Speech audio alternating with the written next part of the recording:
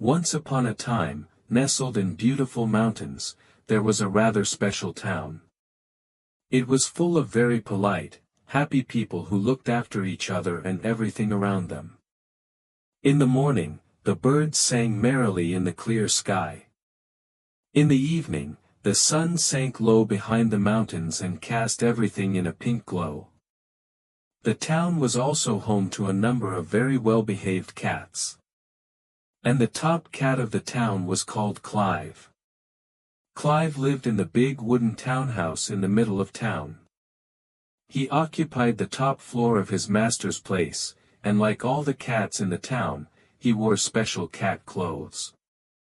In fact, Clive was famous for his perfect taste, impeccable manners, and elegant wardrobe. His sleek fur was a mix of burnt orange, tangerine, and maple brown. He had a pure white bib of fur that ran from his chin all the way down his neck and over his belly. Each of his paws was patterned with white, which made it look like he was wearing socks, and the tip of his tail was white too. Clive was a short-haired cat and kept his whiskers straight and clean. He knew exactly the right colors to wear for any occasion. You could often see him pacing the townhouse in green tweed trousers and a jacket. On special occasions, he wore a black tailcoat with an emerald bow tie. He even had a fancy plum silk jacket with a paisley pattern, which he wore for late-night entertaining. And that wasn't all. He also had beige walking trousers, green galoshes, an ebony walking stick, and a black top hat. But his most important outfit of all was his blue silk pajamas. One morning, Clive woke up. He stretched out his paws, gave a great yawn, and was just starting to think about breakfast when there was a small ripping sound. Clive twitched his whiskers and looked down. His pajamas had ripped. Embarrassed, he mewed for his assistant, Mr. Tibbles, a white fluffy cat wearing an orange waistcoat. Mr. Tibbles came rushing in, his paws pitter-pattering on the hardwood floor. It didn't take long for him to understand what had happened, but there was a problem. Clive had no spare pajamas. Climbing out of his ripped pajamas, Clive thought to himself that it served him right. He should be more careful and keep spare pairs of his clothes. Mr. Tibbles suggested that they buy some pajamas from town for tonight, but Clive shook his head. He didn't wear just any old pair of pajamas. Each element of the garment had its own special function to make sure he had the perfect night's sleep. First, it was always made from the silk of the sleepiest silkworm. The buttons always came from the Baron of Dreams, and the thread from the Temple of Peace. Then, it had to be custom-made for Clive. As Clive explained this to Mr. Tibbles, a wonderful thought came over him. What if he were to collect all the different parts of the pajamas himself? He hadn't left the town in a while, and after all, he knew where to find everything. Yes, it would be a good little adventure for the day. With a flick of his tail, he told Mr. Tibbles to get ready quickly. Soon, Clive and Mr. Tibbles were outside the townhouse and trotting off down the road. Clive was wearing his beige traveling clothes, while Mr. Tibbles wore a hunting jacket. They hurried down the street, feeling the smooth cobblestones underneath their paws.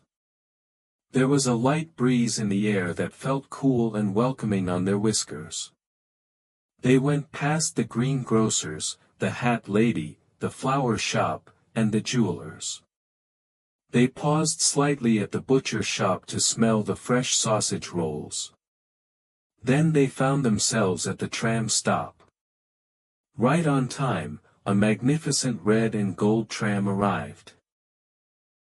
It pulled into the stop, and the two cats jumped nimbly onto the back and settled down for the ride. The tram snaked its way through town. From the back of the tram, the cats could see everything. Today, everything was peaceful. People were going about their shopping slowly and happily. The sun was shining, but the day was pleasant and cool. The tram turned a corner, and up ahead, the cats could see the great hill. The great hill was the part of town that was built on the steep side of a mountain. Every day, the tram pulled its passengers up and down the hill. The hill was usually where you could find the most interesting characters and unusual products. Right at the top was an observatory to look at the stars. This was where the Baron of Dreams lived. Slowly, the tram chugged up the hill. Clive straightened his jacket and rearranged his ears. Finally, the tram stopped at the top, right outside the observatory. The cats got off the tram and looked up at the building. It was small and round and built out of red bricks. The roof was curved like a dome, and a great brass telescope protruded out of it. Clive trotted toward the observatory.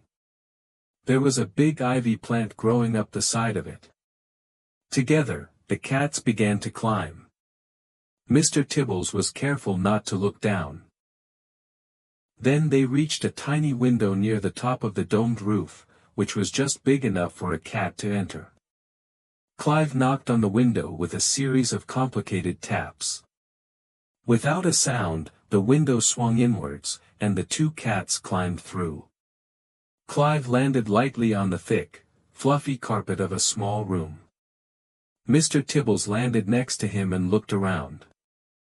It was an interesting room, no bigger than a coat closet.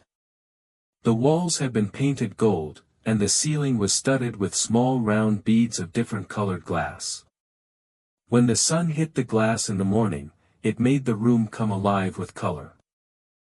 Behind them was the open window, and in front of them was a golden throne. Sitting on the throne was a very old, very skinny-looking cat. It was the Baron of Dreams. You see, cat dreams are different from human dreams. They are quite unruly, so you need a baron to keep cat dreams in line. The baron purred happily to see Clive. It had been a long time since they had seen each other. Clive took out a very expensive tin of sardines from his jacket pocket and held them out for the baron.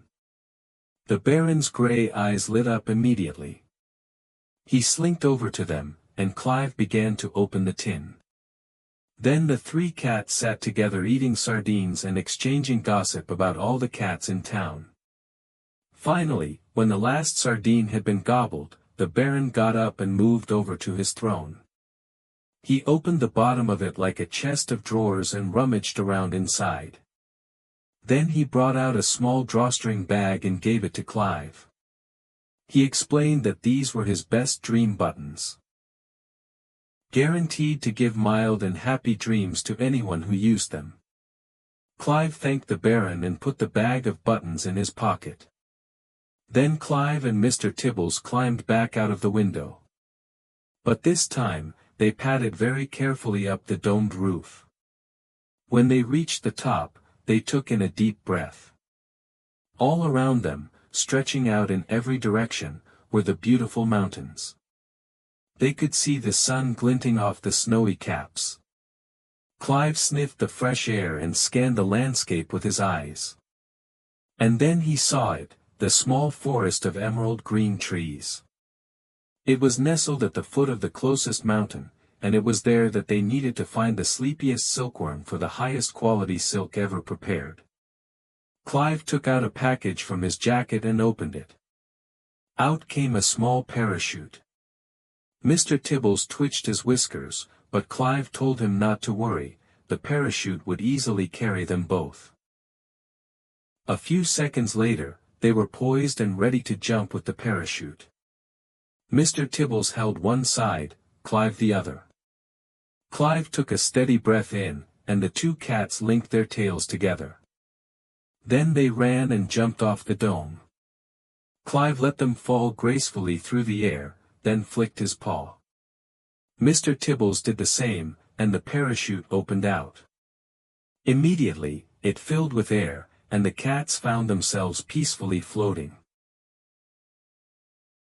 The mountains were magnificent. They seemed so huge, and the trees and shrubs that covered them swayed slightly in the breeze. The cats watched in amazed silence as they traveled over the wonderful landscape. Eventually, the parachute found its way to the small forest that Clive had pointed out. The trees here were thick, glossy pines. The cats floated gently down toward them. Then they reached the top of a huge pine tree. It tickled their paws, and they let go of the parachute to land perfectly in the top branches. But this wasn't just any tree, this was the silkworm tree. On every branch there hung a fat worm cocooned in a silky nest, and each one was busy spinning silk. The silkworms were all colors: magenta, green, pale yellow, orange. Others were black, red, white, even silver and gold. The tree was so full of silkworms it looked like someone had hung extra-large Christmas lights. But Clive looked past all of them. His eyes rested on one particularly fat silkworm that hung next to the tree trunk. It was a pale blue color, the color of the morning sky, and it was asleep. The cats could hear its soft snoring. They had found the sleepiest silkworm. The owl gently laid the silver thread into Clive's outstretched paw. It shimmered softly in the low light of the temple, as if it had been spun from moonlight itself. "This," said the owl in a voice as smooth as mist, "is the thread of peace. It is light enough not to weigh on your dreams and strong enough to hold them together." Clive bowed deeply. "Thank you," he said. "This is exactly what I needed." The owl gave a serene nod, then fluttered silently back into the shadows of the temple ceiling, disappearing as gracefully as she had come. Clive and Mr. Tibbles stepped back out into the daylight. The air seemed warmer now, and even the leaves rustled more gently, as if the forest itself was wishing them well. "We have everything," said Mr. Tibbles, his whiskers twitching in excitement. "Not quite," Clive replied, tucking the silver thread carefully into his coat. "We still need the tailor." "Ah," said Mr. Tibbles, understanding at once. Clive pointed to a narrow path that curved gently up a nearby hill, flanked by trees and flowering shrubs. "That way." They walked in peaceful silence, listening to the soft pad of their own paws and the occasional chirp of a hidden bird.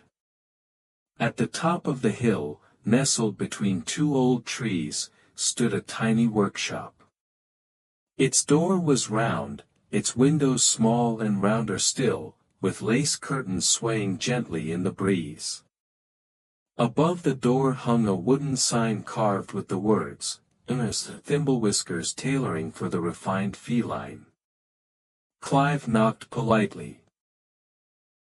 After a moment, the door creaked open to reveal an elderly tabby cat wearing half-moon spectacles and a thimble on her tail. "Clive, darling," she exclaimed. "What a surprise." Clive smiled and gave a slight bow. "Mrs. Thimblewhisker, I have a most urgent request." He reached into his coat and, one by one, laid out the precious ingredients, the shimmering silk from the sleepiest silkworm, the dream buttons from the Baron, and the silver thread from the Temple of Peace. Mrs. Thimblewhisker gasped. "Why, Clive! These are the finest materials I've ever seen." She gathered the pieces into her arms and bustled inside. "Come back this evening," she called over her shoulder, "and your new pajamas will be ready." That evening, as the sun dipped behind the mountains and painted the sky with lavender and gold, Clive and Mr. Tibbles returned to the workshop. Mrs. Thimblewhisker met them at the door with a proud smile. "They're finished," she said, holding up the most magnificent pair of pajamas ever stitched. pale blue silk that shimmered like a morning sky, buttons that twinkled with a quiet magic, and delicate silver thread that caught the light just so. Clive touched the fabric reverently. "They're perfect." Later that night, back in his cozy townhouse, Clive slipped into his new pajamas. He padded over to his window, looking out at the stars. The mountains were bathed in moonlight, and all was calm. He climbed into bed, tucked himself in, and within moments, drifted off into the most peaceful, delightful sleep, his dreams light, happy, and full of starlight. Mr. Tibbles curled up at the foot of the bed, purring softly.